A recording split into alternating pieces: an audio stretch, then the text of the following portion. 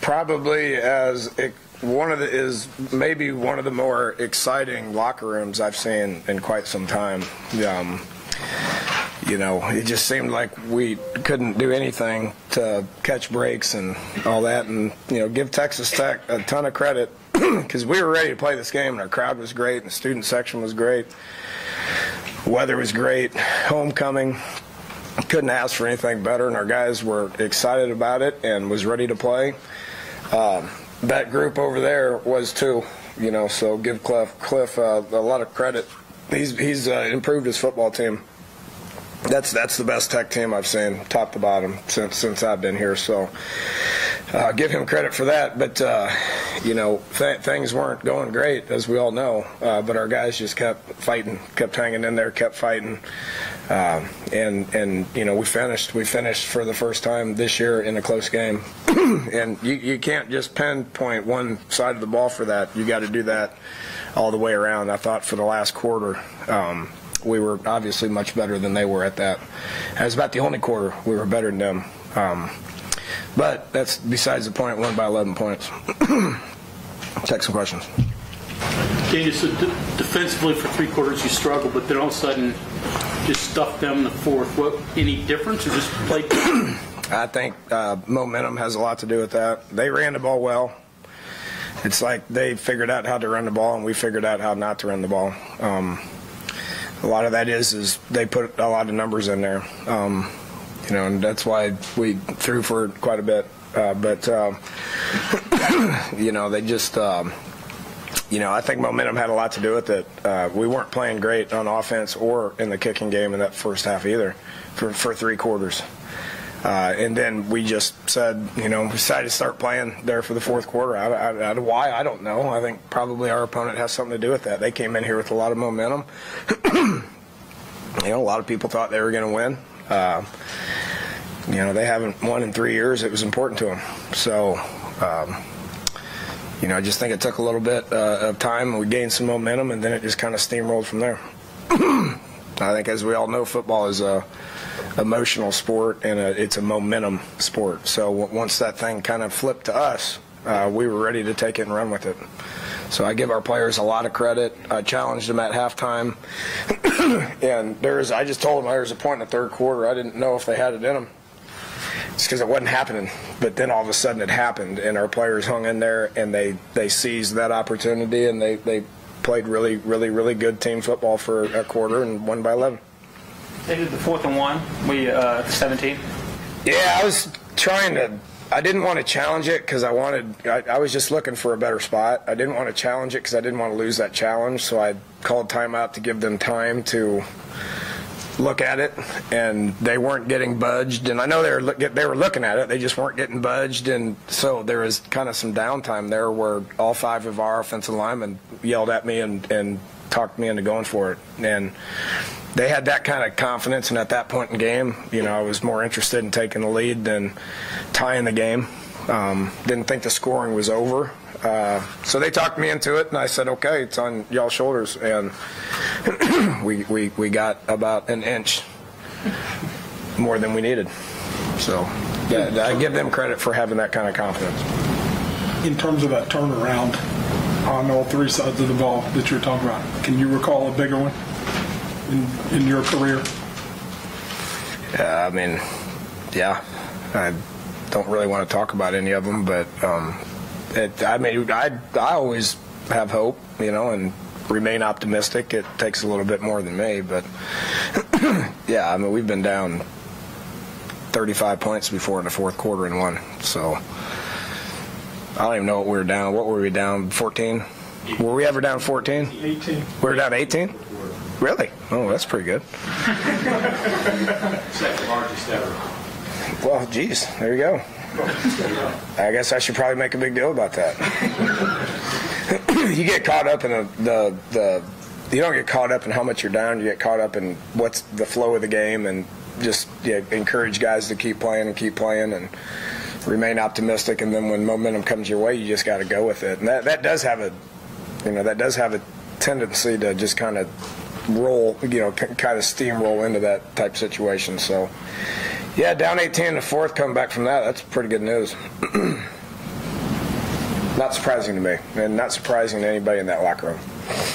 You know, did it say anything to you before the game that the teams had a scuffle? And No, I mean, look, me and Cliff are like as tight as anybody, and when two guys that are pretty close and the Spavs are pretty close and their O-line coach and myself, it goes on, and my history with Tech, and, they needed to win. I mean, it was mentioned that we took their field last year, and we did, and their coaches weren't happy with that, and so probably reminded them about not only us taking their field, but also what we did to them for 4 quarters.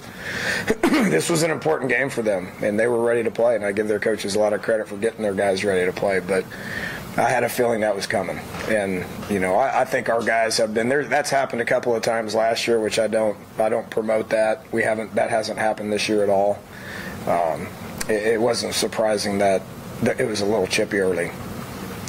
I thought it was a fairly clean game. I'm not talking penalties. I'm just talking I didn't see anything cheap. I mean, I'm not talking about penalties. There's a lot of penalties, and we'll address it and look at it and coach off of it and all that. But I didn't see anything inappropriate, from a personal foul perspective. Even Kaiser's early, I thought it was minimal. Dana, for most of the season, you've been balanced offensively. This one, you had to rely on the pass game. Did you know you could be that good if you didn't really have a run game to support? Yeah, I'm not happy about that at all. And I saw it coming last week, and you put on the tape, and you're saying, geez, Tech's got 4 big, large D linemen that they squeeze gaps with, and their backers are good now. I'm telling you, 2 are good players. They make a lot of tackles, and we didn't do a very good job running the ball. It's as much as we've worked on being able to run the ball, that's unacceptable. Now, it got going a little bit better in the fourth quarter, okay, which is good, but it's going to get addressed, because you can't just sit there and say, well, your running back's got to do a better job. It ain't them. Everything starts up front, and I don't think we're run blocking very good at all. And that had to get addressed, because we got to be able to run the ball better than we did today. On that drive to ice and get Kennedy in there, was that the plan? We're going to play more than one person. I mean, we have the luxury to be able to do that. I thought Kennedy came in and was fresh and sparked us late. I thought Justin was one of the more vocal guys that we had in the locker room at halftime. And he came out and had a really good demeanor to him. Even though he didn't get the ball as much as he wanted and have the production that he expects to have, his attitude was really, really, really good. Very instrumental in us being able to do what we did in the fourth quarter. But with that said, we're going to always play 3. If there was a moment that you could pick out when you looked at the team, when did you see that look in their eye and said, we're coming back? I don't know. I mean, I was so caught up in the game. I can tell you there was 3 or 4 moments in the third quarter I was looking at them saying, I don't know if this is going to happen. But then it turned, and it felt good. So I don't know. I'd have to look. I always look at the game in its entirety, and I'll do that tonight and tomorrow, and there'll be probably a point where I can pinpoint, but I couldn't tell you that right now. Was this a game where Karan White finally arrived? I think so. He looked good, and he had a great week of practice. The last 2 weeks he's been. Keep in mind he missed all spring, so the relationship and timing with him and Will has taken a little bit longer than Will and David and Gary, based on the fact that Will had a spring with those guys. So there is some times in camp where Will was frustrated that timing didn't exist. It's just taken a little bit longer than we would have liked it, but it looks pretty good now. It really does. I thought he was one of the differences in the game. For as short a time as David Sells has been playing wide receiver, is it surprising how good he's gotten at some of the techniques, some of maybe unnoticed things? It's not surprising to me.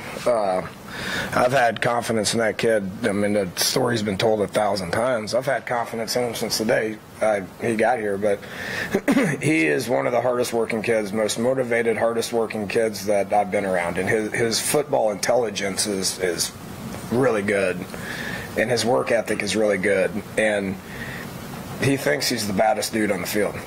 He really does. His mentality is they can't cover me, they can't guard me. I am the baddest dude on the field. And that's his mentality. I mean, what did he catch? 3 more today? Yeah, 3 more touchdowns. Pretty good. But no, it's not surprising to me. And I think he's going to continue to get better and better. Dana, your 2-point play, I don't know last time you guys ran one. I hate him. It's part of why we don't run them. I hate them. But obviously that was the right situation to do it. I wish we would have been able to call that play at the end of the Virginia Tech game or the end of the TCU game. But we've had them in our back pocket.